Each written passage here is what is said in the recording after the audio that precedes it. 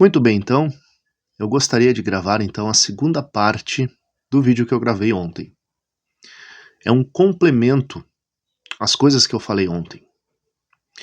Porque eu acredito que a primeira impressão de muitas pessoas que assistiram o vídeo ontem, e muitas pessoas assistiram ontem, o vídeo parece um tanto quanto pesado, negativo, desanimador, né? Eu acredito que a primeira sensação é que as pessoas estão vendo alguém desanimado, né? Alguém sem motivação, alguém que talvez até esteja pensando em desistir, porque afinal de contas, parece que a conclusão lógica do vídeo que eu gravei ontem é que não vale a pena, né? É que não vale a pena que, bom, se tudo que eu vou encontrar querendo fazer a vontade de Deus é ingratidão, é falsidade, né? É falta de reconhecimento, perseguição, calúnias, injúrias, ou até mesmo a rejeição, então não é lá muito atrativo ser um cristão. É isso que talvez algumas pessoas pensaram depois de assistir o vídeo de ontem. E esse vídeo de hoje é justamente para mostrar que não é nada disso. É exatamente o contrário. É exatamente o contrário. Qual que é o objetivo, né, de eu falar as coisas que falei no vídeo anterior? Qual que era o objetivo? O objetivo é que está passando do tempo de nós olharmos as coisas como elas realmente são. Porque eu acredito que muitas pessoas que assistiram se identificaram com o vídeo. Muitas pessoas honestas, cristãs honestas, se identificaram com isso e viram, e já presenciaram, já vivenciaram situações exatamente como as descritas no meu vídeo, que acontecem, né? Injustiças, calúnias, ingratidões. Eu costumo dizer que muitos bons obreiros são mortos em ministérios por causa dessas coisas. Muitos cristãos honestos e sinceros se entristecem e acabam saindo das igrejas ao se depararem com essas coisas, ao vivenciar essas coisas, ao sentir na pele o peso de confiar em alguém e não ser correspondido, ser traído na sua confiança, né? Ou depositar, né, a confiança e apreço, admiração em pessoas que aparentemente são seus amigos, mas que depois traem tudo isso. Agem de forma desumana muitas vezes, dentro das igrejas. Então o objetivo do vídeo é nós realmente tratarmos as coisas como elas são. Mas o vídeo de hoje vai te dar uma outra perspectiva. Você que talvez ficou um tanto quanto triste e pensativo e pesaroso em relação ao vídeo de ontem, o vídeo anterior. Talvez você não assistiu, peço que assista o outro vídeo. Será que vale a pena realmente passar por tudo isso? Será que vale a pena se esforçar para fazer a obra de Deus? Será que vale a pena você doar-se, né? Se esforçar, gastar o seu tempo, gastar o tempo que você tem para com a sua família, né? Investindo em ministérios, investindo em trabalhos, projetos, com a perspectiva de que provavelmente, se você fazer tudo certo, vai dar tudo errado para ti. Você vai ser rejeitado de uma hora para outra, né? Não importa se você se esforçou ali 5, 10, 2, 3, 5, 10, 15, 20 anos, né? Dependendo da situação, as pessoas são postas porta fora. Tem um pingo de ressentimento, né? Pingo de consideração. Será que vale a pena fazer isso? Pois bem, eu quero te dizer que vale totalmente o custo. E quero te dizer que estas experiências ruins, estas decepções, se comparadas com outras situações que cristãos, até mais fiéis do que nós, mais espirituais do que nós, passam e passaram, elas não são nada. Elas não representam nada. E eu acredito que na eternidade, quando nos assentarmos com alguns irmãos, que talvez nunca fiquemos sabendo da sua existência, mas que existiram e que hoje estão na glória, quando começarmos a conversar com alguns deles, e com certeza, muito provavelmente, ou é possível que aconteça, falaremos da nossa vida, da nossa peregrinação. Eu acredito que muitos de nós, ao ouvir os relatos, as coisas pelas quais muitos servos e servas de Deus passaram, nós não teremos nem coragem de mencionar os nossos problemas, as nossas decepções, as nossas dificuldades. Vamos pegar o nosso contexto aqui, né? Uma cidade próspera, né? Com oportunidades, uma vida confortável, e mesmo assim, né? Vivemos decepcionados, queixosos e muitas vezes sem motivação alguma para fazer as coisas de Deus. Tão somente porque alguém não correspondeu com a expectativa que tínhamos. Tão somente porque alguém traiu a nossa confiança, falou mal de nós, né? Foi falso, né? Ou até mesmo agiu de má fé para com as coisas que nós fazemos. E mais uma vez eu quero dizer, isso não representa nada. Não representa nada. Eu tenho aqui atrás de mim alguns livros, é uma categoria de livros que eu já mencionei no meu canal do YouTube, que é necessário todo cristão ter. São livros de mártires, né? Que contam histórias e relatos de pessoas que foram mortas por causa da fé. Quando nós lemos esse tipo de literatura, a gente sente vergonha do nosso comportamento. Nós sentimos vergonha, porque como facilmente nós nos decepcionamos, ficamos magoados, ofendidos, né? Ficamos revoltados, quando na verdade não representa absolutamente nada.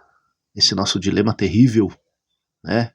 Esse dilema que dilacera a nossa alma, é nada mais do que uma bobagem diante de coisas que outras pessoas passaram e vivenciaram e pelas quais até mesmo morreram.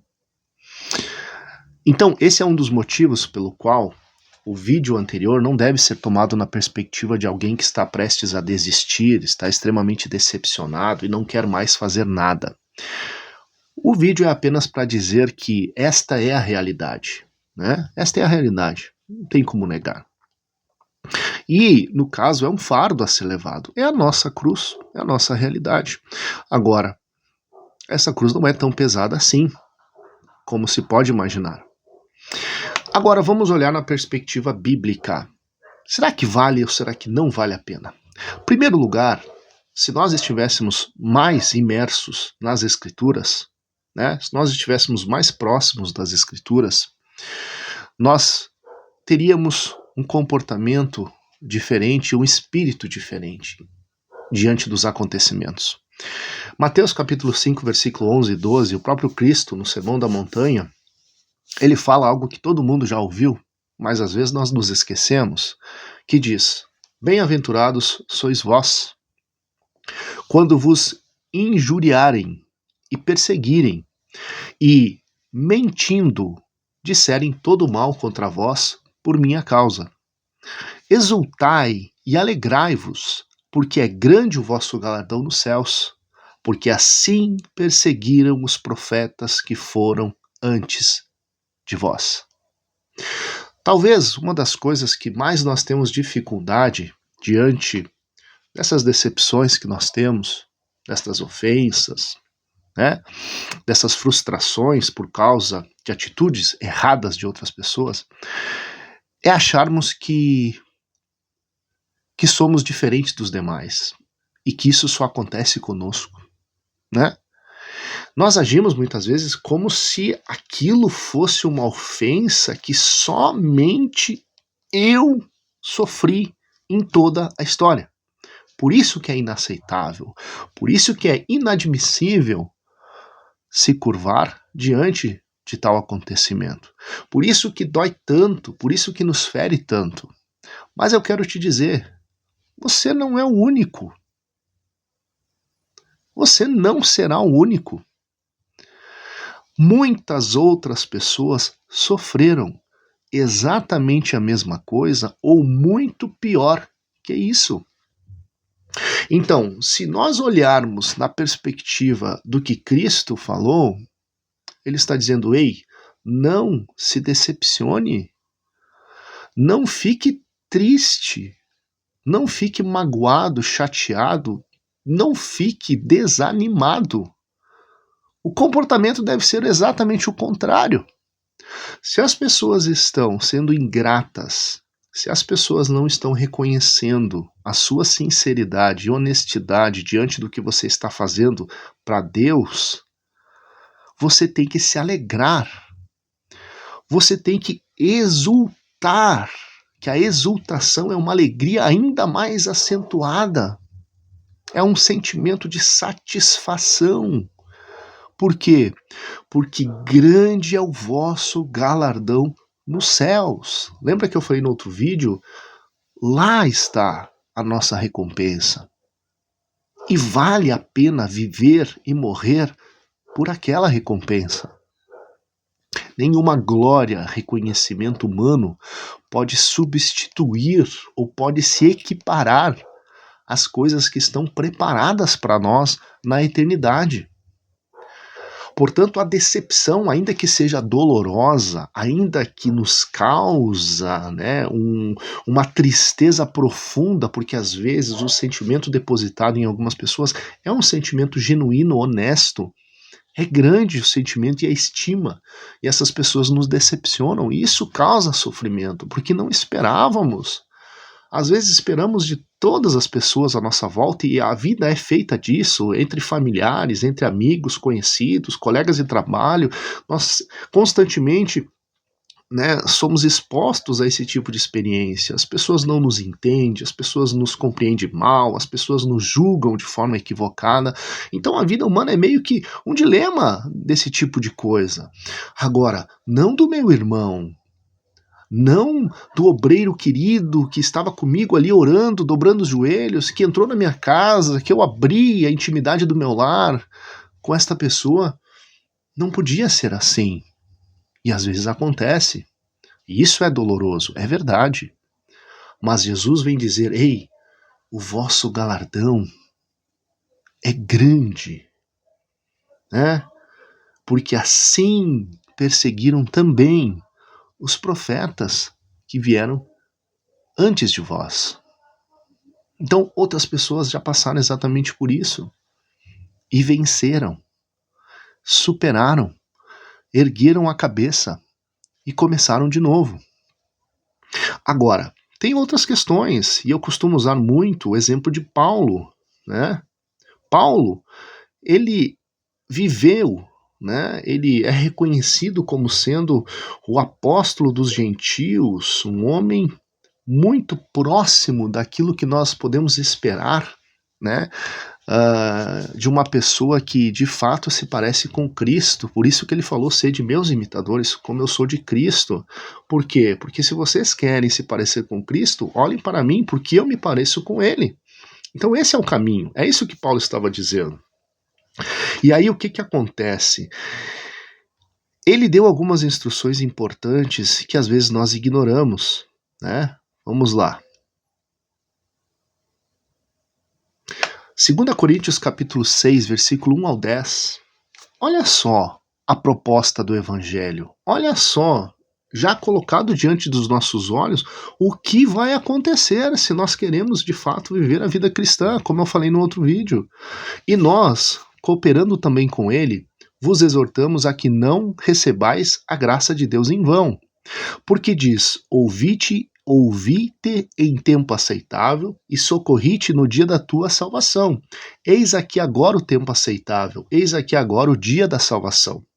Não dando nós escândalo em coisa alguma, para que o nosso ministério não seja censurado. Antes, como ministro de Deus, tornando-nos recomendáveis em tudo, na muita paciência, nas aflições, nas necessidades, nas angústias, nos açoites, nas prisões, nos tumultos, nos trabalhos, nas vigílias, nos jejuns, na pureza, na ciência, na longanimidade, na benignidade, no Espírito Santo, no amor não fingido, na palavra da verdade, no poder de Deus, pelas armas da justiça, à direita e à esquerda, por honra e por desonra, por infâmia e por boa fama, como enganadores e sendo verdadeiros, como desconhecidos,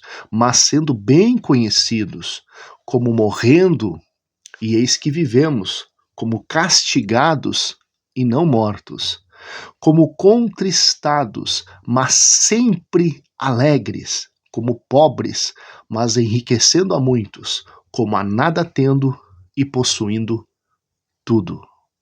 Então aqui é uma descrição clara diante dos nossos olhos. O que espera-nos na caminhada cristã? É isso que Paulo está dizendo. Paulo está dizendo, ei, é isso que vocês vão ter. É isso que muito provavelmente vocês vão sofrer.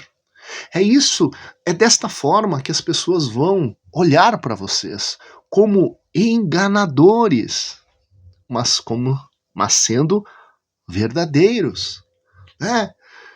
Tem uma coisa mais dolorosa do que você ser claro, transparente, honesto e verdadeiro e as pessoas julgarem isso como sendo falso?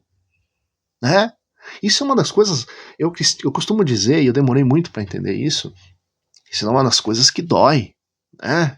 Eu acho que a dor maior de Jó era justamente essa, né? Porque Jó, ele de fato não tinha feito nada de errado, mas ninguém, absolutamente ninguém, nem mesmo seus amigos mais próximos, conseguiam olhar para Jó e ver alguém honesto e sincero, que de fato não tinha nada a confessar. Mas eles queriam uma confissão. Jó, confessa o teu pecado, Jó. Olha o que está acontecendo contigo, rapaz. Né? Só pode estar acontecendo isso com alguém que fez alguma coisa errada. Não existe nada lógico para justificar esse tipo de sofrimento. Se alguém é puro, se alguém é verdadeiro, se alguém é honesto, se alguém é justo, essas coisas não podem acontecer. E não é isso que fazem conosco muitas vezes? É exatamente isso. Pior coisa é até mesmo pessoas que você deposita confiança chegarem para você para tentar te aconselhar e ficar questionando a tua espiritualidade, o teu cristianismo, a tua forma de viver o evangelho, né? É a pior coisa que alguém pode fazer. Mas nós passamos por isso, né? Nós passamos por isso. Então aqui Paulo está dizendo, ei, é esse tipo de coisa que vos espera. Essa é a caminhada cristã. Essa é a caminhada de um bom obreiro, de um obreiro fiel, um obreiro verdadeiro. É isso. Aparentemente as coisas serão terríveis, mas tem o contraponto. Não são terríveis. Por quê? Porque todo abatimento, toda aflição, todo sofrimento, toda angústia que vos abater, ela produz alguma coisa. Ela não acontece ao léu. Vocês não estão desamparados por Deus. Todo sofrimento produz um peso eterno de glória, excelência, amadurecimento, experiências espirituais mais profundas. É a oportunidade que você tem de se aproximar mais de Deus. Quando as pessoas te afastam, quando os relacionamentos te afastam, é o motivo de você se relacionar um pouco mais com Deus, se aproximar mais de Deus. É isso que às vezes nós temos dificuldade de entender. 1 Pedro, capítulo 5, versículo 8 e 10, aqui nós temos outro apóstolo dando alguns conselhos, e olha que extraordinário. Versículo 8, sede sóbrios, vigiai, porque o diabo, vosso adversário, anda em derredor, bramando como leão, buscando a quem possa tragar. ao qual resisti firmes na fé, sabendo que as mesmas aflições se cumprem entre os vossos irmãos no mundo. Ou seja, você não é o único. Este seu sofrimento não é só você que está passando. E o Deus de toda graça, que em Cristo Jesus vos chamou à sua eterna glória, depois de haverdes padecido um pouco, ele mesmo vos aperfeiçoará, confirmará, fortificará e fortalecerá. Olha que texto extraordinário. Então, olha só, Deus vai permitir que nós padecemos um pouco. Claro que a medida de Deus, às vezes, é bem distante da nossa medida, porque parece que o peso é demais, é pesado demais. Mas mesmo assim, este padecer tem um objetivo. Esse padecer não é em vão, não é o acaso. Não é simplesmente Deus te entregando nas mãos dos teus inimigos para eles fazer o que bem entender contigo. Não, muito pelo contrário. Há um objetivo. E aí, ele nos aperfeiçoará, confirmará, fortificará e fortalecerá. É isso. Glória a Deus por isso. Né? Miseráveis seríamos nós se não tivéssemos essas coisas, se não passássemos por estes processos dolorosos, por este sofrimento, por estas dificuldades. Porque isto também por si só é uma grande indicação da aprovação de Deus. Porque se estivéssemos confortáveis, absolutamente nada acontecendo em nossas vidas, eu creio que talvez estaríamos muito distantes da onde Deus quer que nós estaríamos, ou estivéssemos.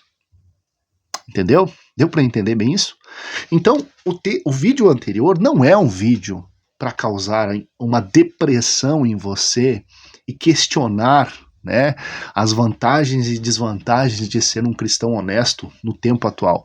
Esse é um vídeo para abrir os teus olhos para a realidade, para que quando estas coisas acontecerem contigo, você não perca a sua fé. Você pode muito bem se afastar de pessoas, mas jamais se afastar de Deus por causa das pessoas. Escute isso. Você pode muito bem se afastar das pessoas, mas jamais se afastar de Deus por causa das pessoas. Elas não podem ter esse poder de te tirar da presença de Deus e tirar a tua comunhão. Muito pelo contrário.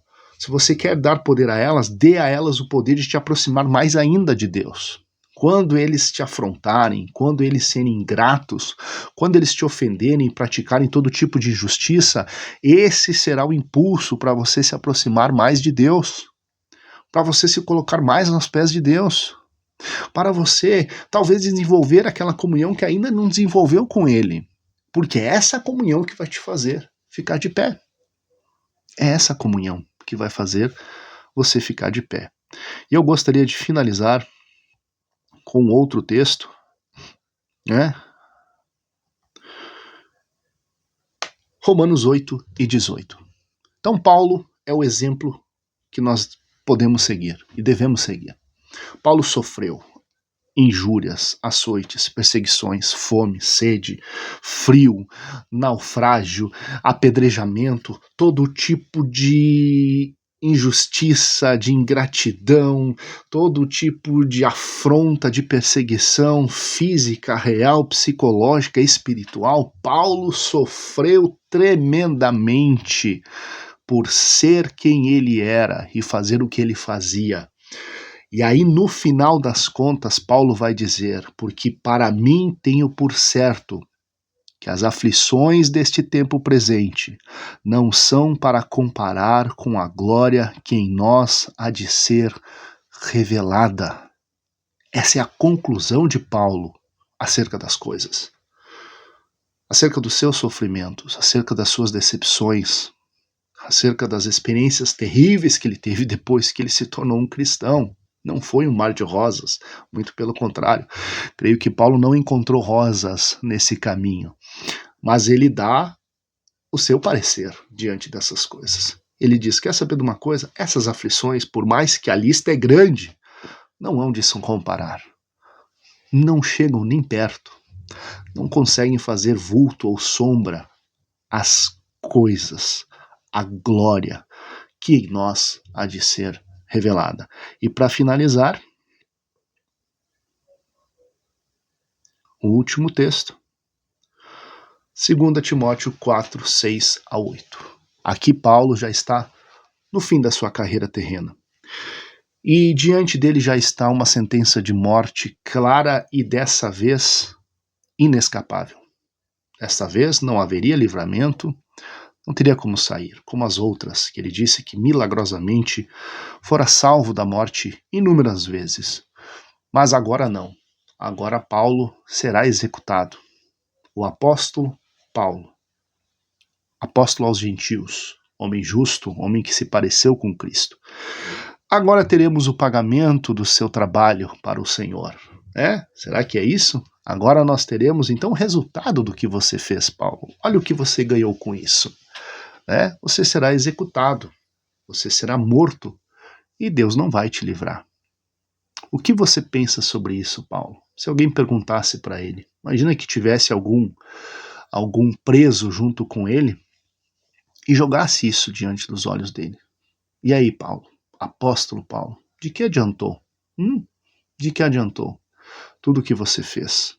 Nem sequer te livrar, Deus vai te livrar. O que você pensa sobre isso? E aí Paulo vai dizer, porque eu já estou sendo oferecido por aspersão de sacrifício e o tempo da minha partida está próximo. Ou seja, eu sei que vai acontecer. Eu sei que não haverá livramento. Isso aqui é claro. E ele vai dizer no versículo 7, combati o bom combate, acabei a carreira e guardei a fé. Desde agora, a coroa da justiça me está guardada, a qual o Senhor justo juiz me dará naquele dia. E não somente a mim, mas também a todos os que amarem a sua vinda. Paulo não estava sozinho e Paulo não estava de mãos vazias. Aquilo que ele fez, aquilo que ele foi, aquilo que ele disse, estava em depósito diante de Deus. E ele chega diante da morte com a plena convicção de que não foi em vão e de que valeu a pena. Não vemos aqui um homem hesitante, um homem queixoso e murmurador, um homem desesperado diante da certeza da morte. Muito pelo contrário, vemos um homem calmo, sereno e tranquilo, plenamente convicto das coisas que lhe aguardavam. Tudo aquilo que ele havia falado, agora ele teria a gloriosa oportunidade de viver, de experimentar, de encontrar, de receber. Então, diante disso, será que as afrontas, as perseguições, as calúnias, as injúrias, as ingratidões, a falsidade, o desprezo, o deboche, a ridicularização, será que estas coisas realmente têm o poder para nos tirar da presença de Deus? Eu acho que não. Será que elas têm o poder de duvidarmos de que se vale a pena ser cristão? Eu acho que não. Muito pelo contrário. Estas coisas nos são motivos de muita alegria, porque elas são certezas de que estamos no caminho certo, tal qual nós não vamos desistir. Não vamos desistir. Deus abençoe.